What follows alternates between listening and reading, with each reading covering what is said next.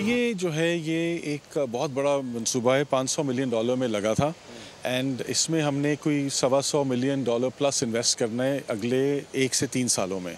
इसकी energy efficiency पे, इसकी प्रोसेस इम्प्रूवमेंट्स पे, कॉस्ट कटिंग में एंड ग्रोथ में। एक झूठ है कि पाकिस्तान में बिजली कम है और महंगी है।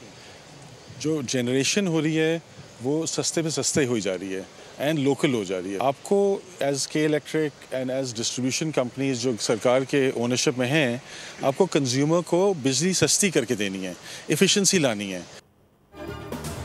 लोटे केमिकल पाकिस्तान के कंसोर्शियम का मुल्क में मजीद सरमायाकारी का ऐलान। CEO एशिया पाक इन्वेस्टमेंट शहरियार चिश्ती के मुताबिक माजी में ये प्लांट $500 मिलियन से लगाया गया था। एशिया पाक पाकिस्तान में मजीद सरमायाकारी करेगा।